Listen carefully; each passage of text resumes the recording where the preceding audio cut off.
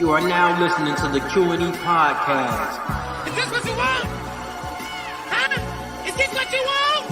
Well, come and get it, goddammit!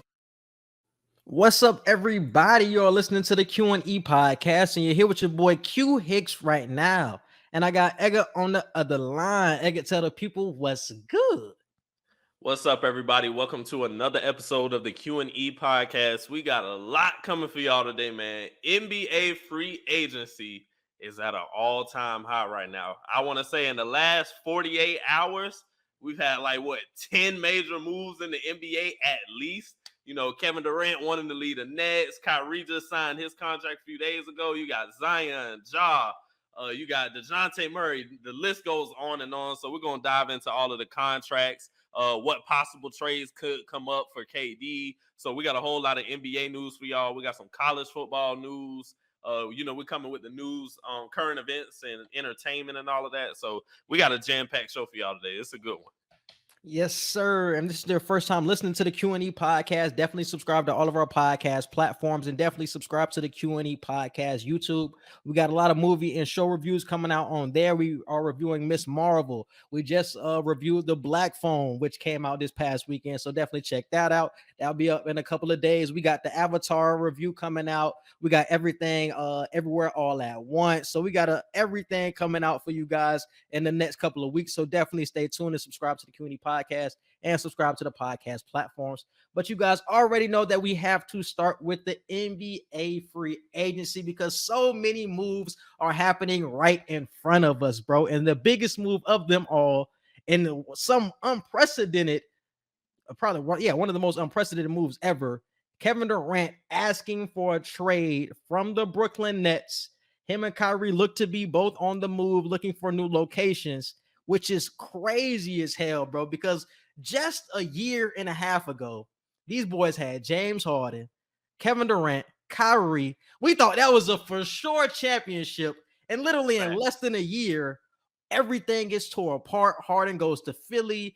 Then Kyrie had his whole situation earlier this week where it looks like he wanted to leave, then he ended up opting back in, and then KD requested a trade, and now both of them are on the trade block.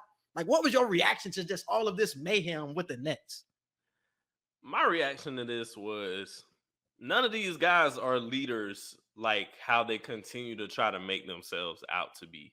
I get it. KD was the most loyal person out of the big three that you just said this entire time when it came to the Brooklyn Nets. So I don't look at him wanting to leave negatively in this situation, but it's just not what we're used to seeing with somebody, like a LeBron James, where it's like, hey, wherever he goes, he's going to play his full contract. He's going to be big of a leader as possible, and win or lose, that's where he's going to stay throughout his full contract. But you see this situation with Brooklyn, Harden leaves, because he's just not performing as well. The whole Kyrie not playing every single game, whether it's due to him not playing just because he don't want to or because of the vaccine situation. And then you got the situation where they finally do get to play together, KD and Kyrie, and they get swept in the first round. And we never got to see KD, Kyrie, and Harden play. I don't even think they played any more than 20-something games together, if that. They only played five playoff games together. Five playoff games because they're only together. And that's just you have to rule it a dumpster fire. When you look at that whole Brooklyn situation over the past 2 years, it was basically a dumpster fire. But to answer the question, where does KD land? I know he's looking at Phoenix. He's looking at Miami. Who else? I think the Pelicans were in talks. Any team that KD goes to, though, even Toronto, any team that he goes to, the Brooklyn Nets are looking to basically build a whole damn team off of a trade. Like the Brooklyn Nets are not trying to be in a situation where they're rebuilding from the ground up, especially like you said, even though Kyrie opted in, he's still looking to get traded with that opt-in contract that he just signed. So the Brooklyn Nets are like, hey, if we get rid of either one of these players, we're getting at least 4 to 5 players that can be a legit starting 5 and still have us in playoff contention. So it's going to be real interesting to see what they do in this situation. And that's the biggest thing about the KD trade, because the Nets, you would think that they would try to tank because they're losing 2 of their best players. Yeah, just collect all the picks you can. If you can get a young promising player, for sure, take him in, but you're trying to really get the draft picks and really collect, like you see OKC is doing with their team with Chet Holmgren. They just drafted him in the NBA draft. But the Nets do not have control of any of their draft picks because all of their draft picks are with the Rockets in that James Harden trade. So they really can't tank because they don't have their draft picks. They're not going to benefit off tanking at all. So they have to come back and actually have a good team that actually wins like playoff range, play-in range, because that's not going to benefit them to tank. So that's why we're seeing a lot of Suns rumors where they can get a possible Mikal Bridges, who's a good role player, Cam Johnson. We're hearing that the Tyler Hero from Miami. We're hearing that Toronto is really starting to emerge as a front runner right now because they're hearing that Scotty Barnes can get thrown into that trade, who's a young, I think he was he Rookie of the Year? Was it him or Mobley? Yeah, Scotty Barnes was Rookie of the Year, and he looks promising. They're talking about throwing in OG Anunoby with some picks and maybe Gary Trent. So Toronto is really starting to emerge as a front runner for KD, and we're hearing that they really don't want to just get picks. They have to have somebody promising that they can build with as well, and that's where the tricky situation comes in with this whole KD situation. With him having 4 years on his contract, you just can't trade him to wherever he wants to go and get, a whatever deal in return. You have to get the maximum return because you got him signed up for so many years. And I think that's where we're going to get lost. I don't know if he goes to Philly or Miami. Not Philly, but Phoenix or Miami. Now, one thing I do want to say when it comes to Toronto, and KD, it's not going to be his fault. It's what happened. But if he goes to Toronto and you can't get a chip with Toronto, I ain't going to lie to you, bro. People going to start putting Kawhi above KD. When it comes to all-time talk, they're going to be like, damn, you went to the same team Kawhi went to, and Kawhi got a chip with him, and you couldn't? Don't be surprised. I'm not saying it's going to be right of them to do this, but just know people are going to be like, damn, do we have to consider Kawhi over KD? Well, we talk all the time because KD followed in his footsteps unwillingly, if it's a trade, of course, but, he followed in his footsteps and didn't deliver like Kawhi did. That would be an interesting topic people would have. So I think that's why KD wants such a huge say-so and where he gets traded to, because I think he still wants to have the ultimate say in where his next destination is. Sure. Because that stigma of him just joining whatever team is winning, that stings with KD still. He's still trying to find that team that he can really get it done with without people saying, oh, you joined such and such who already just won and this, that, but that's third. funny that he chose both of the number one seeds as the teams that he wanted to go to. It's like, look at KD, you wanted to tag along for the good ride. But going to Phoenix would be a hell of a trade. I don't know how much I liked it because Chris Paul is so old, but playing with somebody like Devin Booker, bro, and he's so young, so you can definitely get 5 years playing with him, till you retire. So that's a good trade. Playing with Jimmy for the next 3 years will be promising. You got a young player in Bam if you can keep him. But I don't know if Miami has enough with like a package of a Tyler Hero being the crown jewel of the trade. I even don't think Mikal Bridges is enough. That's why I say Phoenix and Miami wouldn't be the highest. It will really have to be like Kevin Durant is forcing himself to one of those destinations that they got to select one of those deals. Because I would definitely pick Toronto over Miami or Phoenix. Like, if you're giving me Scotty Barnes, like, nigga, I'm taking that and I'm running. Like, you can have KD. KD is definitely one of the best players to ever touch a basketball. But if I'm getting a Rookie of the Year, if I'm getting OG, one of the best defenders, and I'm getting somebody like a Gary Trent and picks, like that's the type of package you are looking for to really replenish the chamber if you are the Nets. That's what I would be looking for, bro. So I don't know if KD wins with the Raptors. That's the thing I was kind of thinking about earlier, like Van Vliet, Pascal, KD. And that's what I was going to say. I think from the Brooklyn perspective, trading with Toronto makes more sense for you. But when looking at KD, he has a better chance of winning getting traded to Miami as opposed to getting traded to Toronto. But a trade I think Miami could do is, y'all know I love Hero. I ain't trying to see Hero go nowhere. Man, that nigga Hero is gone, bro. His name has to be brought up in conversation. So Duncan Robinson, Tyler Hero, 3 first-round picks for Kevin Durant. But you seen the trade that was made earlier today, bro, with Rudy Gobert going to the Timberwolves. I think his trade high-key fucked up the trade market because the Timberwolves traded 5 fucking first-round picks for Rudy Stupid as Gobert hell. and 4 players. So not only did you trade 4 players, you traded 5 first-round picks for Rudy Gobert. So imagine how much you can get for Kevin Durant if Rudy Gobert is going for 5 first-round. Oh, you damn near getting 10 picks. Like You feel what I'm saying? So it's like now you're starting to question because Rudy Gobert is definitely a defensive player of the year. Got to give him his respect on that aspect. But he's still in the playoffs. He's not going to show up, bro. He's not going to play on the court. We already know the story with Rudy Gobert in the playoffs. So it's like if he's getting 5 first-round picks, KD got to get like 7, bro, 7, 8, bro. If that's the case, bro. And I don't know if the Heat. Maybe Phoenix has that. I don't really know what their pick situation is. Maybe Phoenix has that with pick swaps and all of that. But I know Toronto has that in the chamber. And like I said, if you're giving me a young player like Scotty Barnes who has exponential potential, like I don't know if KD wants to go there. And like you said, that could be the hindrance in that. But those are really the 3 teams, the 3 to 4 teams. I would throw the Pelicans in there too. Because if I was the Nets, I would look at the Pelicans because I want Brandon Ingram. Like that's literally a Kevin Durant fucking clone. Like I would want Brandon Ingram, whatever else to make the salary work and give me a boatload of picks to make it work. I would try to get Brandon Ingram if I was the Nets as well. But I think whatever names you associate with the picks, that plays a huge part in how many picks you might or might not have to give. The names that are coming from the Timberwolves that goes with the trade of the Utah Jazz for Rudy Gobert to go to Minnesota, I think Tyler Hero is a big enough name for Miami that is worth 2 to 3 picks. And then Duncan Robinson is worth like 2 picks as well on his own, just off of his name. So I think the names that you associate matter. Like if you trade Brandon Ingram is worth 3 to 4 picks. So if you add 3 picks on top of Brandon Ingram, it's a value of like 7 picks. I don't think you have to have 2 big name players and 7 picks. I think that's a lot. I agree. I see what you're saying because the Timberwolves, they traded Patrick Beverly, they traded Malik Beasley, but more so they traded role players.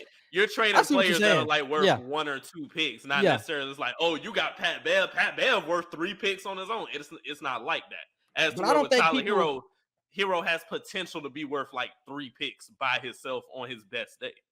I don't think Hero is worth that much, though. I truly don't. And I don't think people around the league view him so highly either because he is a 6-man. I think he is one of the young stars in this league, but I don't think he's viewed like so highly like Scotty Barnes is. And I think even people are looking at Mikal Bridges even higher than him. So that's what's so crazy because I'm hearing more people say, yeah, if they were supposed to pick between Miami and Phoenix, he would still go to Phoenix because they would rather have Mikal Bridges on their team than a Tyler Hero.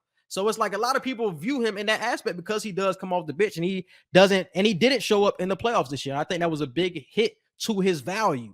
You know what I'm saying? Duncan really didn't play toward the end of the season. You see what happened to him in the playoffs, the defensive holes in his game, that's taking a hit to his value. So a lot of the people that the Heat are trying to trade, really, their value really got hit throughout the playoffs. And I don't think they have the same type of value that they had in the regular season. And I think that's going to hurt the Heat. But that could be that those pieces can be somebody that gets you Donovan Mitchell, who could be in the talks right now because is Utah going to be a full rebuild, just trading Gobert, or are they going to surround themselves with pieces that can surround Donovan Mitchell? I'm hearing both sides. I'm hearing that it could be surrounded with Donovan Mitchell, but I'm hearing from a beat writer that they're not really fully sold on that idea.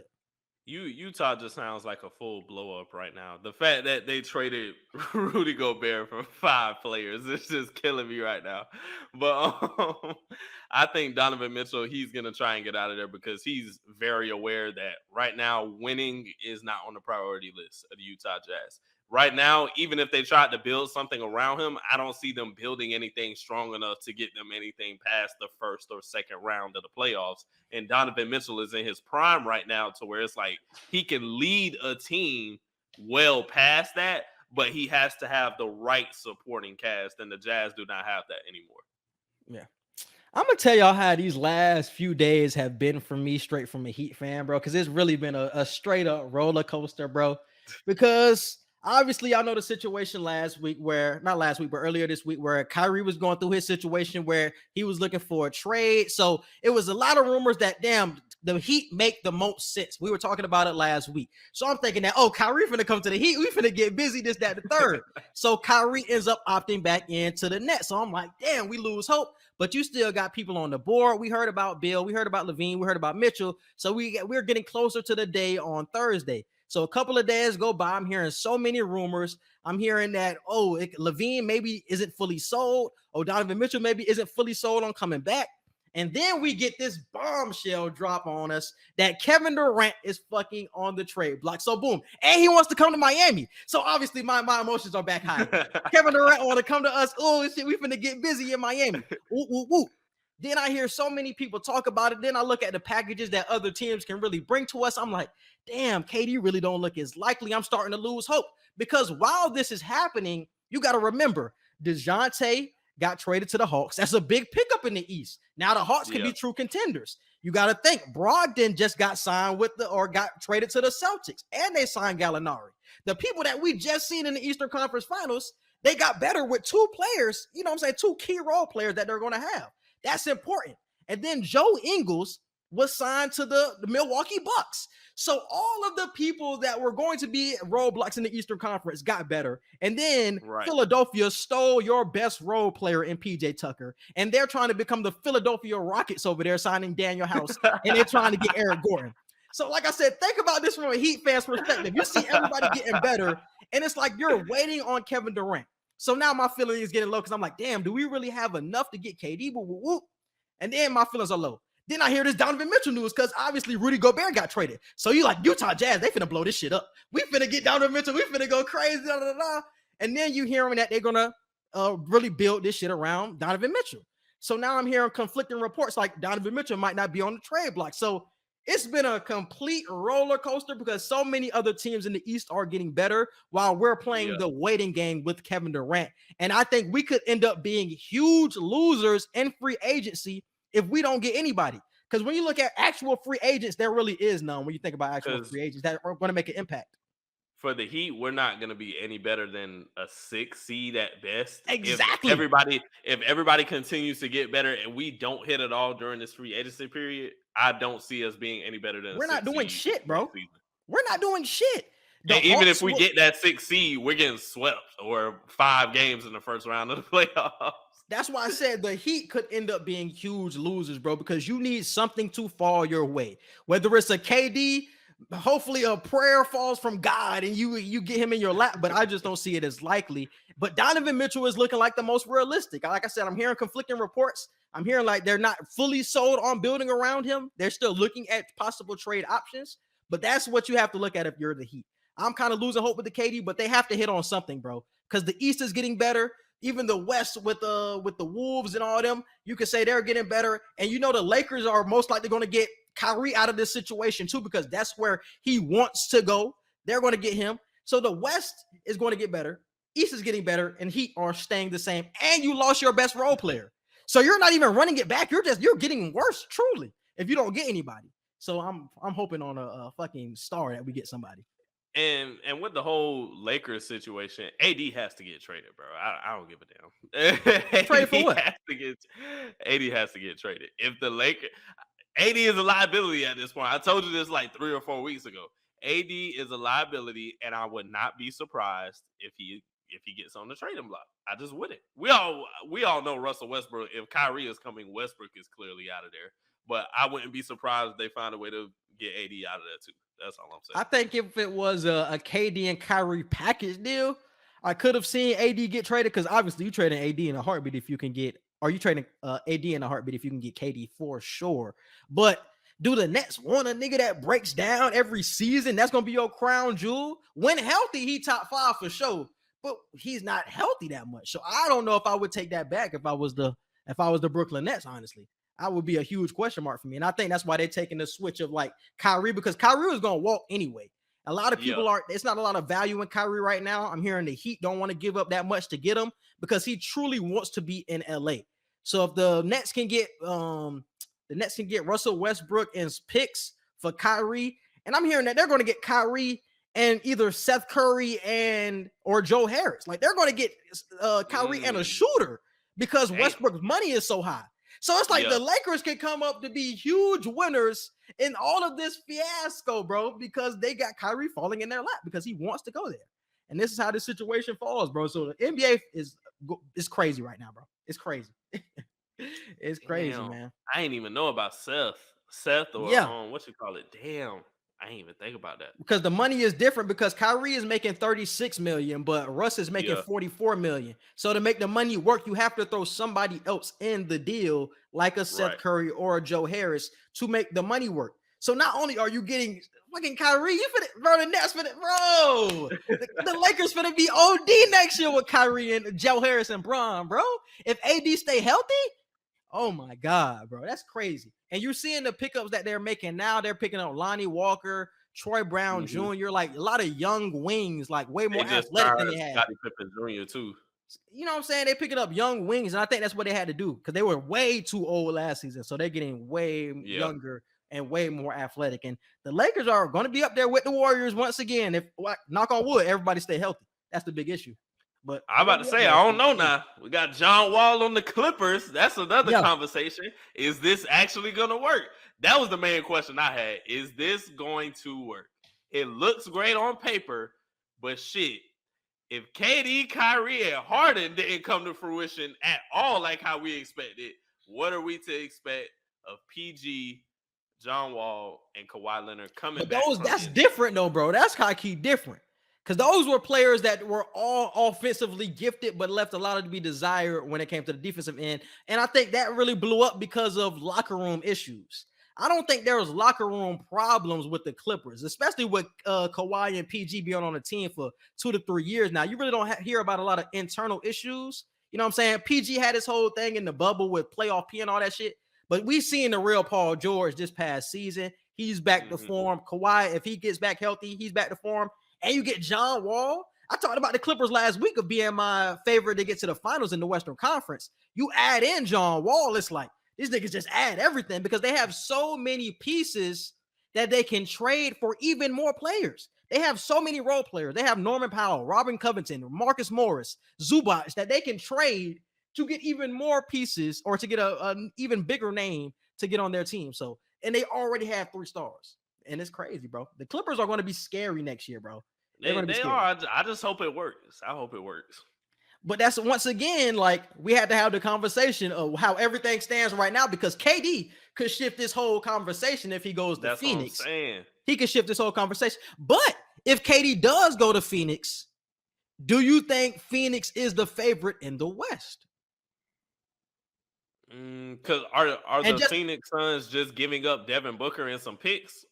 They're not. I don't think they're giving up. I don't think they're giving up Devin Booker. They're not giving up. Oh, you have to. The Nets made it very clear. They're not trading. Devin Booker was just signed yesterday for a 5-year extension, so you can't trade him anytime soon. But that's what I'm saying. I don't think the Phoenix trade is going to happen anymore because the Nets made it very clear. They're not trading KD to Phoenix if they're not getting Devin Booker. And Devin Booker re-signing with the Suns for that 5-year extension, that I think that took them off the block already. So I don't even look at Phoenix anymore when it comes to a trade. And funny thing, they said that same shit about Bam though. They said that same shit about Bam, and they still talking to Miami. Yeah, that's true. So I think they're dropping this shit down, bro. They're just going to get a lot of picks from Phoenix. Like you said, the player, the type of player that you get is going to determine the amount of picks that you send away. They're going to have to send a lot of picks, but they're going to trade Bridges and Cam Johnson or whoever else to make the money work and throw a lot of picks to get KD, while somebody like the Heat will have to throw a lot of picks, and I don't think they have that amount of assets. I think the Heat will have to throw more players than picks, and the Suns will have to throw more picks than players. Yeah, but that's what I'm saying. So if everything stays this way, so who do you think KD is going to go to then? If you had to predict right now. If I had to predict right now, you with that Rudy Gobert point fucked me up because it's like if you getting 5 people for Rudy Gobert, it's like, oh my God.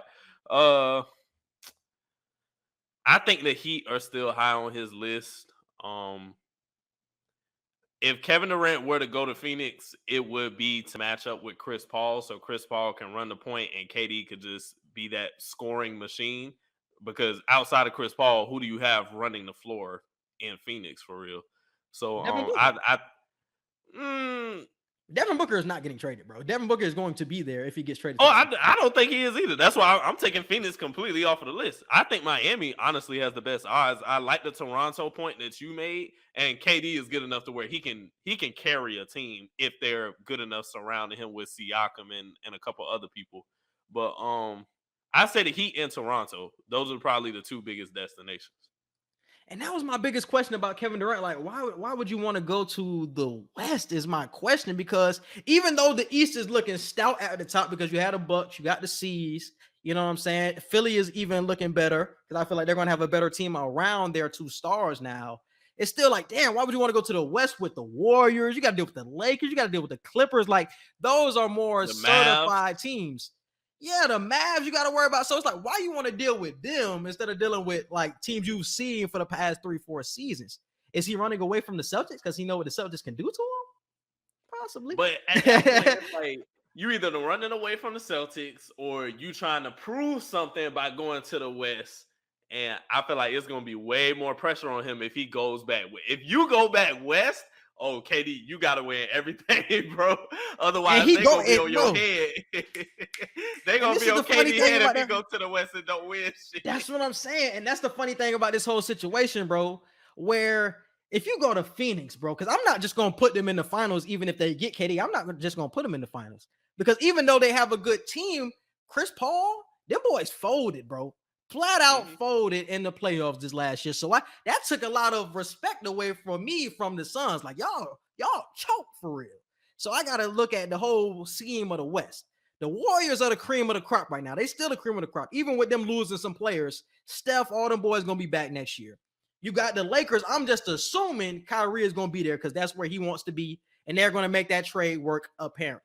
Brian ain't gonna have Clippers. 2 terrible seasons in a row. That's all. You know what I'm saying? Like, and Kyrie, LeBron, all of them on the same page. You would not expect Kyrie to fuck up that situation because him and LeBron have already played together. That shit should be smooth. I'm hoping anyway. I'm hoping. Yeah, you would expect that situation to run smooth.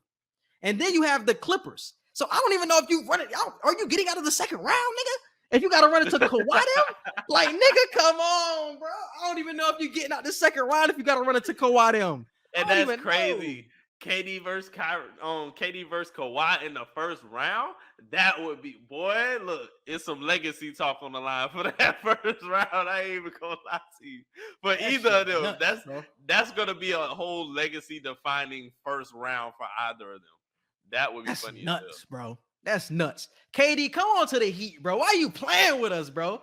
Because I've seen in reports that KD don't want to come to the Heat unless we have like Bam, Jimmy, and Kyle Lowry. Like, that shit is literally impossible because Lowry has to be traded because without him, the money would not work for a trade to happen. So Kyle Lowry has to be a part of the deal, but he doesn't want Kyle Lowry to be traded. So it's like, bro, you really don't want to come to us for real. If you want to play with all three of them niggas, you don't want to come to us for real, bro. You want to go to somewhere else where you can get somebody, where you can play with Chris Paul and Book, or you want to play with Siakam and whoever the fuck, Fred VanVleet. Like, you want to play with them niggas over there. So you don't want to come to us because you want to say all that bullshit. But let's talk about some other moves in free agency. Like I brought up earlier, Rudy Gobert to the Wolves. Interesting move, bro, because now they're going to move Cat to the 4, have Gobert at the 5, got Anthony Edwards. They still got D'Angelo Russell. How do you feel about that move? I like it. I think they could definitely do well in the second round. With how complicated the West is, I don't see them getting further than that. But for a young team, adding somebody like a Gobert, you definitely have higher hopes. You ain't just celebrating just making the playoffs anymore. Like, it's like, oh, we get to make the playoffs and actually win a round or possibly 2. That's how big of a jump Rudy Gobert is for that team. So I think they have an opportunity to do that. Another signing that I like I mentioned earlier, the Mavs with JaVale McGee pairing up with Luka Doncic. Bro, I love that. I think that's going to do wonders for Luka because now he got somebody to feed in the paint that we know can get a bucket, and it'll just ease up, the perimeter play that he's going to have to deal with because if you got to worry about Gobert, you ain't going to be able to stretch out. McGee? No, I mean, not Gobert, but JaVale McGee. I think JaVale McGee. I'm talking about, yeah. Are we talking about the same JaVale McGee? You talking about giving him the ball and he getting a bucket? Are we talking about the same JaVale? I'm telling you, back to the basket. I like it. Back to the basket. I like it. Now, if you're talking about, getting these jumpers and all that shit, nah, I ain't worried about that. But I'm talking about just being a back to the basket big. I like JaVale. JaVale McGee, finna catch bro. these lobs. JaVale ain't doing shit but catching these lobs. But I think Christian Wood is going to be that type of player for the Mavs for sure, though. I think that's still a good pickup. And like I said, Rudy Gobert to the Wolves is kind of weird to me because they're trying to go back to like 70s type of basketball where you got like two bigs for real. It's like, nigga, we're in 2022 where it's like this whole NBA is surrounded by guards. So Gobert cannot play on the floor in the playoffs. We've seen that for the past 2 years now. And in the playoffs, he gets played off the court. So trading 5 first-round picks and Patrick Beverly, who was literally your vocal leader in the locker room, it's like that shit high-key hurts the Wolves, I think. Will they be better on defense because that was a big hole other than Patrick Beverly? Yes, they were. They will be better. But I think come playoff time, I don't know how much it impacts them, bro, because that shit is just a big ass. Well, you got Anthony Edwards now to fill in that vocal leader role. Like, he's the leader of that team. Yeah, you got Pat Bev, who got more experience and is just more vocal than Anthony Edwards. But Anthony Edwards is clearly, out of everybody on that roster, he's the next person to be that type of player on that team. So I ain't worried about them having a leader. We know it's going to be Ant. I will hope so, because hey, I'm telling you now. It ain't Cat. I ain't letting Cat. It's definitely not gonna be Cat. They just signed Cat to a 5-year, $264 million extension. Yep. He got $57 million. That's crazy. $57 million a year for Cat. Cat, one of the best players in the league, but that's a lot of fucking money, bro. That's crazy. Mm-hmm. But Rudy Gobert to the Wolves, I'm still kind of mad on. I gotta see it, bro. Because having two bigs in 2022 is crazy. Unless they are very athletic and can play and be versatile, like you've seen with the Celtics. Like the Celtics were playing Horford and Williams for long stretches of time. And it worked because both of those bigs are versatile. They can step onto 1 through 5 type of players. But Gobert is not known to do that. He's a drop big. Cat is a drop big. So it's like, I don't know how that shit works. You're going to give up a lot of threes, I would think, if you're the Timberwolves, I would think. Moving on to the DeJounte to the Hawks move. How do you feel about it? Oh, I love it. I know Black loves it. He couldn't stop tweeting about it. But I think this is great. I think Trae Young has his true running partner for real for the first time in his career. No disrespect to John Collins, but I think DeJounte Murray is that missing player that he needed to like really look at the Hawks and be like, they have a true duo now. And I think it's going to do phenomenal. I think they have a chance to be a top 5 seed in the East for this upcoming season. So I'm excited to see what the Hawks are gonna do. It was the perfect pairing, bro. You needed somebody next to Trae who had the ability to play defense and he had shot versatility where he can shoot from. He can shoot from the 3. You don't want him to shoot there consistently. He shot in the 30s, though. You have the mid-range game. He attacks the rim. He can pass. He defends. He led the league in steals. So I think that was like the perfect backcourt running mate for Trae Young to have.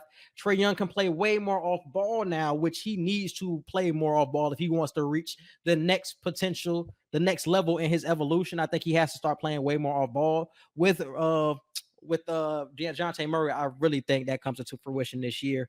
Now they just got to figure out everything around them. I know they want to trade John Collins. Maybe you trade John Collins and you get another piece in there to really round out this team. But getting DeJounte, DeAndre Hunter, you have 2, and I think they signed Justin Holiday early today. They got signed Aaron Holiday. So you're getting way more defenders in there. So I think it's more of a focus for the Hawks to really defend this season and not have one of the worst defenses in the league like they had last season. So I think that's going to be way more improved than they didn't really give up anything for DeJounte Murray. Like they really fleeced. Yeah, what did they gave up Gallo, but they gave up like 3 first-round picks. But yeah, you didn't give up anything. That's not really anything considering the immediate effect that you're gonna have like over the next couple of seasons. You ain't really give up much. But this is why I don't want to say I'm scared, because if I'm a Hawks fan, I'm happy. But if I'm a Spurs fan, I wouldn't be too mad about it because I know the Spurs philosophy, and they're known for trading players before they go downhill, before they plateau. They sell high on certain players. And usually you never see the Spurs lose a deal. So on first glance, you look at it and say, damn, like the Hawks fleeced them. Giving up 3 first-round picks and only giving up Gallo, you think you fleeced them. But I think we're going to revisit this deal in a few years and say, damn, with the picks that they made with the Hawks draft picks, like, damn, the Spurs looking like They're ready to do something in a couple of years. So it's something that has to play out, but you usually don't hear the Spurs losing a deal. So I wouldn't grade it so quickly with that because they gave up 3 unprotected picks. You never see that really. You never see that. Yeah. Unprotected usually has some sort of protection. So I wouldn't be too quick to decide on who won that trade. And we got Malcolm Brogdon and Danilo Gallinari going to the Celtics. Huge moves for them boys. Yeah, just more help for Tatum and Brown, bro. Like you said, it helps build out the depth on this team. Ime Udoka, I feel like they just needed more arsenal on their bench, and this is exactly what they get with these 2 players. So I'm sure they're gonna do well. They're gonna be the top team in the East, I think. And yeah, that was my takeaway from that. Bro, if Tatum don't win MVP next year, like there's a problem, bro. If Tatum don't win MVP next year, he has the best team. I think they have a problem on his team. end or a problem with the league? No, a problem on his end because he needs to be winning MVP. With this that's roster, what I was going to say. They're going to win games. They're going to win games, and he should be producing at a high level because I expect him to be motivated from that shit show that we've seen in the finals. I expect him to really come back and really have something to prove because he has the most talented team. He should be second or third when it comes to the scoring champ race, and he should be either top 2 or top 3 in MVP voting next year. He should be top 2 or 3 in both of those categories. And the thing about Brogdon, the one missing piece I really thought the Celtics were missing was a true point guard to get everybody in their places and where everybody can get their shots. And it can be a focus for the point guard because Marcus Smart, that really wasn't his strength. We know his strength to be playing defense. He's going to hit clutch shots. That's usually his MO. But they didn't have a true point guard to put Tatum and Brown in the right positions or in the most opportune or most comfortable positions for them to get their shots off at an easy rate. I think Brogdon does that to them. I think that he hits clutch shots. We've seen it with the Bucks a couple of years ago when he took them to the Eastern Conference Finals along with Giannis. Yep. I think he is proven in the playoffs as long as he stays healthy. Because the past couple of years, he's only played like 30 games. But you really gave up nothing if you're the Celtics. They gave up people at the end of their bench and a first-round pick. They gave up nothing for him and got one of the best, you know what I'm saying? Not best point guards, but one of the best role players, I think, in the NBA for nothing. So I think this was a huge move. Him and Gallo, they're the most talented team for sure, bro. I would be surprised if they ain't in the finals or ECF next year. And then we got Joe Ingles going to the Bucks. Yeah, bro. I think Giannis, outside of the Celtics, bro, Giannis has a strong chance to go back to the finals next season. I think, do the Bucks have a chance to land KD? I ain't heard the Bucks in talks at all. Do they have enough money for KD? I don't think they want KD. You don't think so? I think they can. Who they gonna trade? You gonna trade Middleton? Yeah.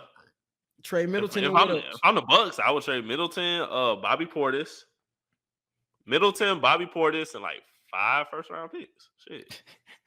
I don't think they got the picks because they traded a lot of picks for Drew Holiday a couple of years ago. They traded a lot of picks. Damn, they did. I forgot about Drew. They traded a lot of picks. I don't think. Damn, you can low-key throw Drew Holiday. Nah, you can't throw. Nah. We're the team. Yeah, and that's the thing about it's like giving up too much for KD. I feel like is what everybody is worried about as well because, like the Heat, if they were to give up Bam, I don't think they can because you can't have Ben Simmons and Bam on the same team because of some weird rule with the CBA. But if that was able to happen for them to trade Bam, it would be Jimmy and KD.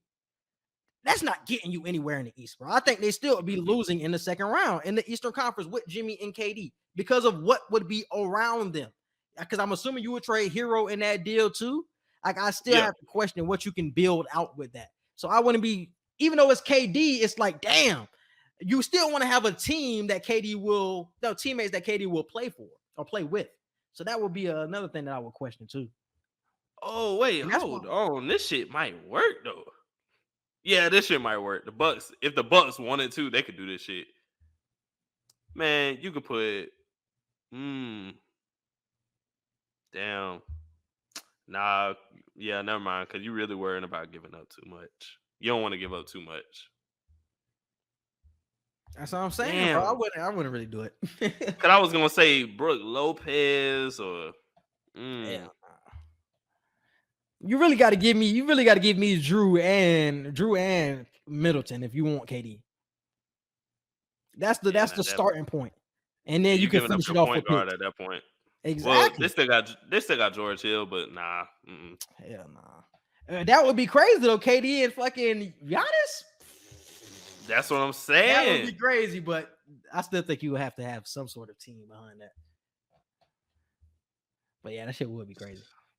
And that's another thing with the Heat, and I think that's why they should high key be pivoting toward like the Donovan Mitchell route, because I already told you how I feel about KD to the Heat. And that's why I think Donovan Mitchell is, you don't have to give up as much to get him. And I feel like you can have such a good ass team with him. I think Lowry wouldn't be traded in that deal. I think you still keep Jimmy, you keeping Bam, you keeping a lot of niggas. You keeping Gabe, I would assume. It's a lot of people that you're keeping with the Heat. Wow, well, when you trade for KD, it's like you're giving up everybody. Yeah, you're gonna have Jimmy and Bam, which is a excellent shit. Like if I still have Jimmy and Bam, I'm fine with a KD deal. But it's like if I have to give up Bam in a 3-team trade or some shit like that, that's when I was like, all right, you're doing way too much, my nigga. Because Jimmy and KD ain't winning shit, in my opinion. It's just Donovan Mitchell is just way more gettable, bro. That's what we should be targeting. But moving on to the NBA draft, which was last week. A lot of moves in the NBA draft to lead up to the free agency point that we are at now. But the NBA draft was exciting. A lot of surprising moves. What were some of your biggest takeaways? Jaden Ivey. I love that pickup. Who else? It was somebody else that was a good pickup. My boy, Dyson Daniels. It was somebody else too. Those are my two favorite picks though from the draft. I think Jaden Ivey is gonna have like an immediate effect in the league for sure. Y'all already know what I said last week, bro. Paolo Banchero should have been the number one pick, and I'm glad he was picked number one. Y'all was hearing all that smoke screen bullshit that it was going to be Jabari. Jabari ended up slipping down to number 3. I already knew Paolo was the best player in this draft, bro. You can hear what you wanted to hear, but Paolo was the best one. And I think the Magic made the right pick. And I think he will be the player to turn around this franchise to what it once was so long ago, feels like. I love the Jaden Ivey pickup because, hold up. Another thing about the damn Jaden Ivey pickup. Too many niggas was trying to jump on the Pistons bandwagon after I was seeing the Jaden Ivey pickup. Y'all niggas was not with us shooting in the gym. Nah, I don't want to hear y'all niggas jumping on. Either. You weren't there either. What are you talking about? I was shooting in the gym with Cade, my nigga. Y'all trying to hop on the bandwagon. You literally weren't there either. No. I was. What you mean?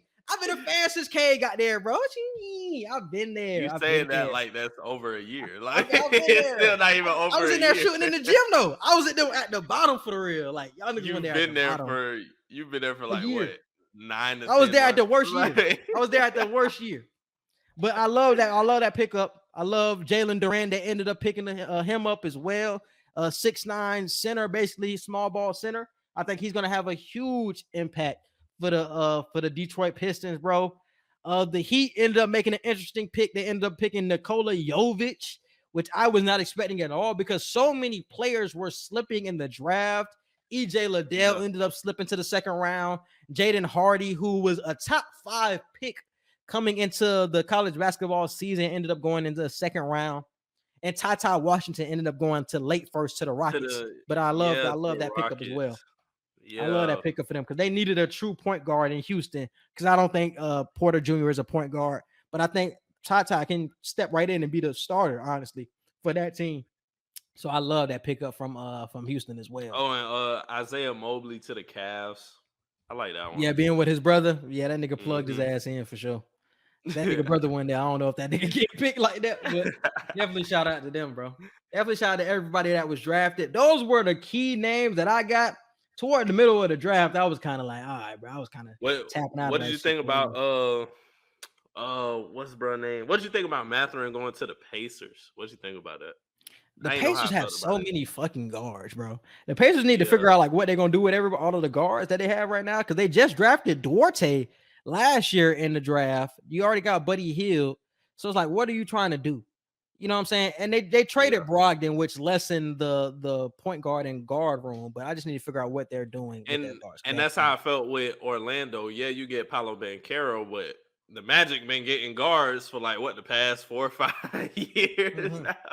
And I think the only forward they had got was from Auburn in like 2019. Outside of that, they just been getting a lot of guards. So I'm like, what are y'all doing? What's the plan? So like you said, I hope Banchero is the turning point to get the Magic back on track to be a relevant Eastern Conference team. But over the past couple of years, the Magic ain't shown me that they're trying to build something for real. So we just got to wait and see. I think the Magic have a good base, though, with Franz Wagner, who is like top 5 in Rookie of the Year. You got Paolo now, who is like a for sure 20 and 10 when he steps in the league. You got Wendell Carter, Mo Bamba, who were top picks. And you still got so many guards that a couple of them have to hit. You still have Cole Anthony. You still have RJ Hampton. You still have Jalen Suggs. You still got Markelle Fultz. Out of those 4 players, 2 of them have to be good. I mean, very good. And all of them are all young, so they can still develop into something. But they need 2 of those 4 to become very good. They keeping Suggs for sure. Hey, whoever it is, they got to figure out who is going to be the 2, because the other 2 can honestly leave or can be backups or something like that. But they need to figure out who is going to be their main 2 moving forward. I think that's what they need to figure out this season. But I think they made the right pick, bro. I absolutely love that for sure. And toward the middle, and OKC made a lot of picks too. OKC had like 3 picks in the first round, picked up Jalen Williams. They picked up Chet Holmgren. They picked up Jing. So you see the type of way that they're trying to go. They're trying to get a lot of size with Chet and that Alexandre, who was drafted last season. They got Josh Giddey and Shai Gilgeous-Alexander, who are both 6'5", 6'6".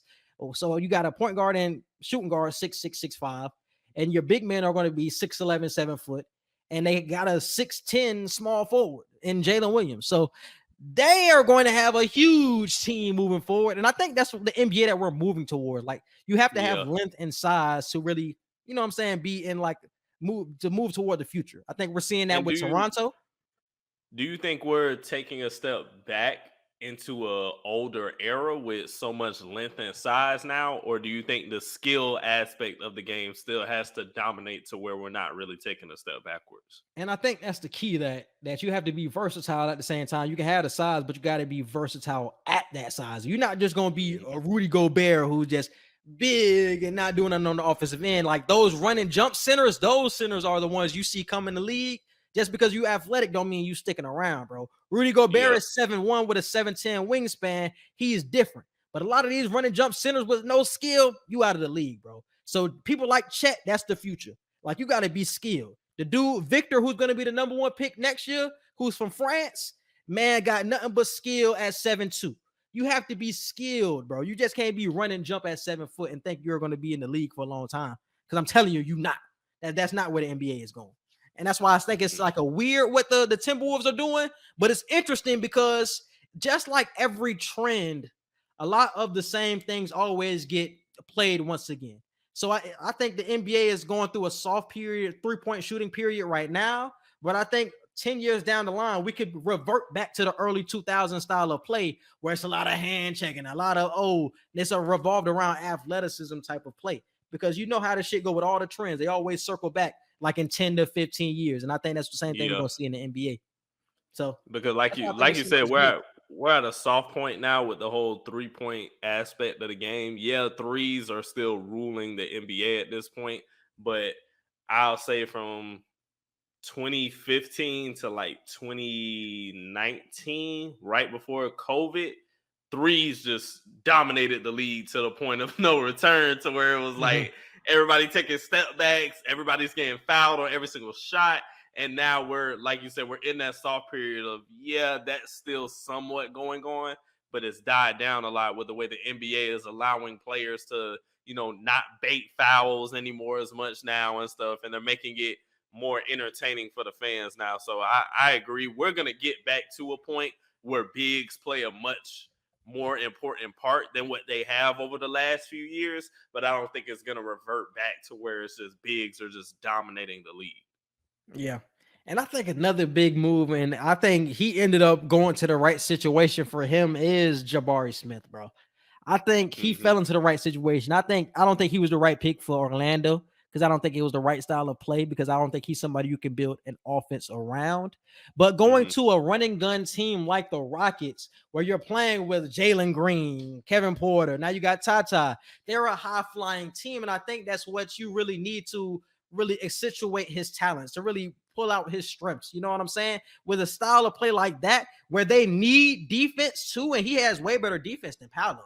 So I think that was the right pick for both sides, for Orlando and for Houston. So I think he ended up going to the right team. Even though he was mad as hell on draft day, that nigga was mad as shit. He thought he was going to go number one.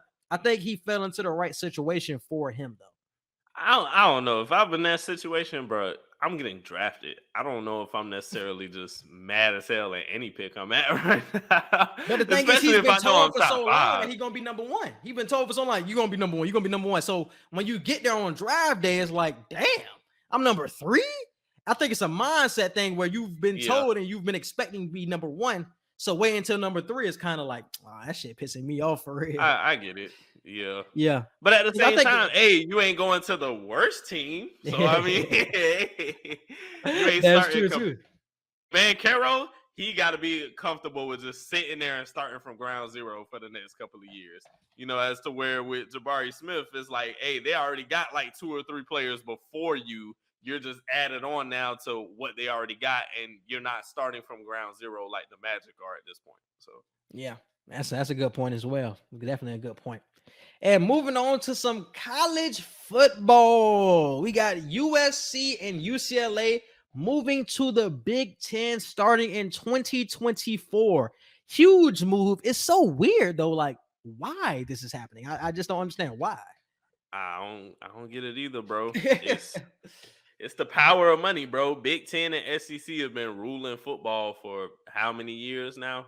And I think USC and UCLA, I feel like they're understanding that, hey, if we want to get the same type of players that these 2 conferences are getting, if we want to have the same type of marketing value, we got to join one of these conferences. And seeing Oklahoma and Texas join the SEC, I think it made UCLA and USC sit back and think, damn, we can just switch too if we want. We still gonna get the same.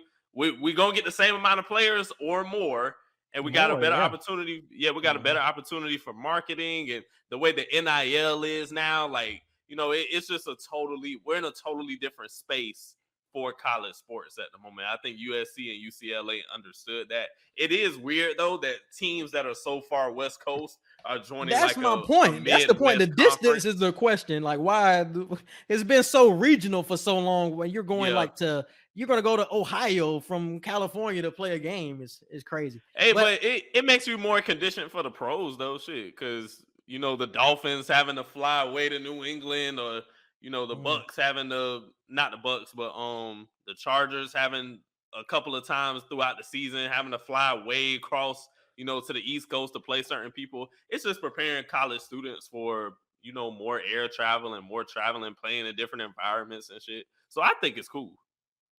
And I think this is the biggest reason why this is going to happen, bro, or why this is happening. And it's been a lot of reports recently that the Power 5 conferences that we know today, with the ACC, the Pac-12, the Big Ten, the SEC, and the Big 12, they're saying that we're moving toward only having 2 mega conferences. We're looking toward a Power 2, where it's only going to be the SEC and the Big Ten, and both conferences could have over 20 teams in each conference. So it's going to be the Pac-12. All Pac-12 schools are going to move to the Big Ten, and a lot of the Big 12 schools are going to move toward the SEC, like we already see in Texas and Oklahoma already doing. And those are going to be the 2 mega conferences out of, you know what I'm saying, the whole college football. And that's interesting because I feel like we had a conversation about this before. Like, is this going to be the future with so much money being in the SEC, so much attention on the SEC and the Big Ten? But I think this could be something special with having so many good teams in one conference. It just raises the excitement for college football even more. Because imagine if a rivalry comes before like a Florida and a Texas now, or you just got new rivalries that come from this shit. And that's what I'm loving from it. Yeah, I think the same. I think 2 mega conferences, it just makes sense because I think we're just so used to the idea now that if you ain't undefeated or only got one L, you're just not making the college football playoff. And I think with having 2 mega conferences, it opens the playing field more. Like, you're gonna have teams that have 2. Everybody's playing the same type of competition. Yeah, you're gonna have 2 to 3 losses. You're gonna have 2 to 3 lost teams in the college football playoff if you make that happen. There's no way you're Alabama and you're sweeping through Oklahoma, LSU, Georgia, like you're playing teams like that back to back. You ain't going undefeated every year. That's not happening. Or if you're Ohio State in the Big Ten, like Michigan because Michigan just won their last match with Ohio State. Yeah, so you got Michigan that finally got a dub on you after how many years now, and they got a respectable program with Harbaugh now and everything because they finally got that monkey off their back. Now you got California teams coming out here, and everybody been talking about how USC finna be back in motion. Yeah, that's what I'm saying. USC and Ohio State can be some shit. Yeah, man. Look, come on now. And then you got Michigan State, who's always competition and whatnot. So these teams that we know to only be one-loss teams or undefeated, that's not going to be the same anymore if you have 2 mega conferences of 20-plus teams each. There are going to be teams with damn near 3 L's making the college football playoff, but they're still the top-ranked teams in their conference. Yeah. And that's what I think that we need to go toward, just because of your point of everybody is playing the same level of competition, bro. That's what we're missing. And that's why it's so much divide when we get around college football playoff time, because you look at the Big 12, who you playing in the Big 12, the Pac-12, who you playing in the Pac-12. It's always going to be that when you compare it to the SEC and the Big 10. But if everybody is playing the same level of competition where, even if a fucking Clemson comes to the SEC, nigga, you know how much crazy shit will happen if Clemson comes to the SEC? Oh my God. That's why, bro, you know how many rivalries will come from that, bro. So I just think this is the best. You got both Death Valleys in the same conference. You got the Death Valley for Clemson and the Death Valley for LSU. Oh, that would be bro. So fire. The battle of the Death Valleys? The battle of the Death Valleys, 2 Death Valley nights in a season. That'll be fire, bro. That would be so fire. Bro, that shit will high-key live up to like college football playoff every week type shit. Because we seeing a college football level matchup or college football playoff level matchup every week. You know what I'm saying? From somebody, you have to play somebody, bro. You can't hide, bro. You cannot hide. You're going to play Florida. You're going to play Oklahoma. You're going to play USC. You're going to play Alabama, LSU, Clemson. You can't hide, bro.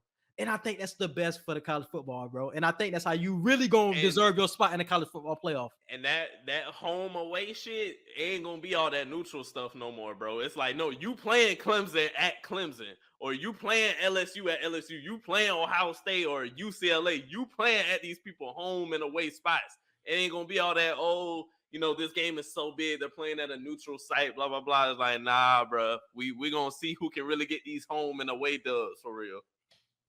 That shit is just fire. That's the future, bro. That has to happen. Because when I looked at the difference in money that is being made in like the best 2 conferences being the SEC and the Big 10, currently the SEC is making $54 million and the Big 10 is making $57 million.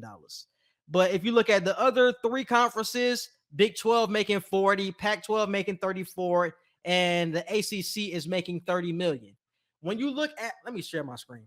When you look at the projections from the other conferences compared to the Big 12 or Big 10 and the SEC, it says the SEC, they said the SEC by 2029 will be making $117 million by 2029.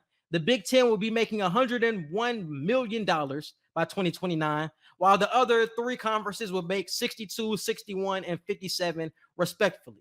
So that's why we're looking at more so of a power 2, because now all 3 of those conferences can just combine in those 2, and it can just be more revenue for all of those schools that are going to come in and be a part of the new conference, the new mega conference. Right. So I think it just benefits everybody, and it puts everybody on a level playing field. Well, do you think they'll be renamed since there'll be so many schools in the 2 mega conferences? They got to rename. The Big 10 will be renamed. The SEC can stay the SEC, I would think. That can just be Southeastern Conference. I don't know, because not all the teams will be considered Southeastern. They're gonna keep the same. I feel like you got to rename both. You can't just rename one and not rename the other. Because the Big Ten, you can't call it the Big Ten because you got 20 fucking teams in there. But it's crazy because the Big Ten already has like 16 teams in there. So it's like they already don't have the same amount of teams. So like I said, I don't know if they would worry about the names, but maybe they do. I think if you go from 5 to 2, like 2 mega conferences, damn near like the NFL got the South AFC, versus the North, the NFC. That's what I'm saying. It's like you got to come up with new names. And that'll be just a total generational shift in the whole dynamic of college football. Like imagine 20, 30 years from now, we telling our kids, bro, I remember the Big 12 and the SEC and this, that. The kids go look at us like, what? It's only two things for us. It's like, no, y'all went in there, bro. Y'all went in there for all these different conferences and whatnot. But yeah, I think they got to rename them just because you can't have that many schools in each of these programs and it's still Southeastern Conference. Like, what if you got Maryland in the SEC? It's like they're not South. I would assume they stay up north. Oh, that's why I say I think it's gonna be like a north and a south type of thing where you keep one, maybe something from the Pac-12, go to north, or something from the Pac-12, go to south. I don't know, but I think it could be something like that, bro. But I'm definitely excited because that would mean it's a movie. Because throughout the season it'd be some dull weeks where it's like, you it could be like 3 dull weeks in a row. Yeah, like you expect some upsets from some unranked teams, but it's still like we ain't seeing no ranked matchups for real. But with these matchups being in the same conference, like we're gonna see a movie every weekend, bro. We're gonna see a movie from teams you don't usually expect to see every year. So that would be a movie, bro. And homecoming week could be even more lit than what it already is. Because by the time you get to homecoming week, it's some important games on. Like you'll get a Florida and an Auburn, for homecoming, or Florida LSU. You'll get the Iron Bowl around Thanksgiving or homecoming time or whatever. So you already get big games then anyway, or that's even damn near rivalry week at that point almost. So it'll just be even bigger than what it already is. And I think that's high key what Alabama needs too, for them to not be like on the pedestal that everybody's looking at them on. They have to see teams that they don't usually see. When you see teams that you high key are accustomed to, like the Floridas, the LSUs, the whoever else you see, it's like you kind of get accustomed. Like I know what to expect with this team. But when you got a team from another conference coming through, you don't know what to expect with them niggas. They're going to bring a different flavor than what you used to in the SEC. And I think that's what we need to see for Alabama to really get knocked off that number 1 seed, bro. So that shit will be fire, bro. That shit will be fire. I'm all on board. And another news with college football, we got Arch Manning is going to Texas, which is crazy. He's the number 1 player in the 2023 not draft class, but in the recruiting class. So this is a big move. This is Peyton Manning's nephew, Eli Manning's nephew, and Cooper Manning's son, and he will be going to Texas. He is the best quarterback in the 2023 class, and I think he's the best player as well. Big deal. I'm excited for it. We've been telling jokes about Texas all the time, but hey, maybe this is a turning point Texas needs, especially now that they're part of the SEC. What better way than to join the SEC than to start off with a Manning, like in one of your first years in the SEC. So that's cool. I hope he has much success. I like Arch Manning. He's really good to me. I've seen some highlights of him. So. And I think that's what Texas needs. So I feel like every year they always question themselves like, oh, the quarterback or the coach. It's feel like nobody else gets the blame. But I feel like the quarterback position is going to be set, bro. Like this shit is going to be his, bro. He's going to be the number 1 pick. Like we could already book this shit. No matter how good or how bad this nigga plays, off his name alone, he going to get passes and niggas is going to dick ride all the way for him to be the number 1 pick in the NFL draft. Like he's just like that, bro. Just because he's a man for real. And college basketball news, Emoni Bates ends up transferring to Eastern Michigan. He was with Memphis last year, but he is going to Eastern Michigan. I wanted to talk about this because I think he made the best move for himself. Getting so much pressure going to Memphis and being such a highly touted prospect and having so much pressure on him since he was like in 7th grade because he was compared to Kevin Durant.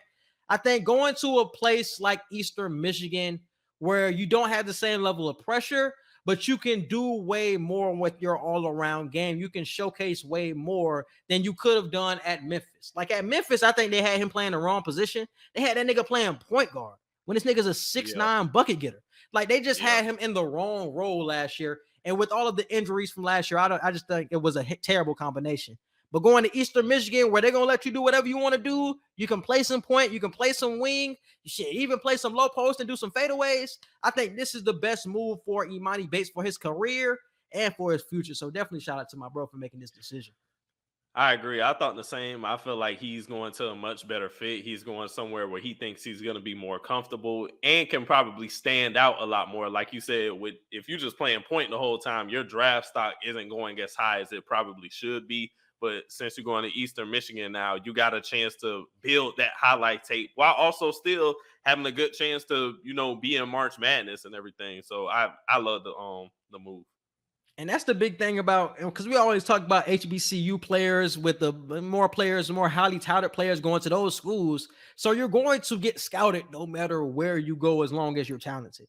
And that's why I think places like this is going to be important, even in the future. Even when we talk about things outside of HBCUs, just smaller schools as well, getting these big time players where they can just do whatever they want and can showcase all of their all around skills.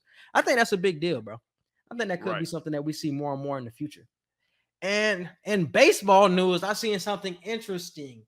So Rob Manfred, who is the MLB commissioner, says that an automated ball strike zone will likely be introduced for the MLB in 2024.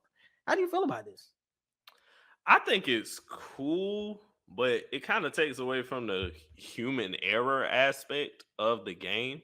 And it's like that's a part of sports. Like, yeah, it helps as far as like decision making for the umpire and whatnot, but there has to be a level of human error to where we have some type of emotional tie.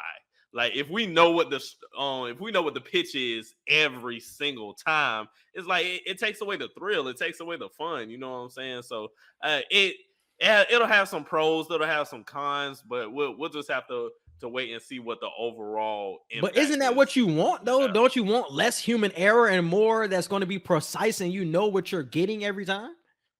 Yeah, it'll definitely slow down. It'll definitely shorten a lot of these baseball games to where we're not going past 9 innings into like 12th and 13th innings. Whatever we can do to shorten the hours long baseball games that we get, let's do that. But I think that's probably just the con that I could pull up of like it takes away the human error.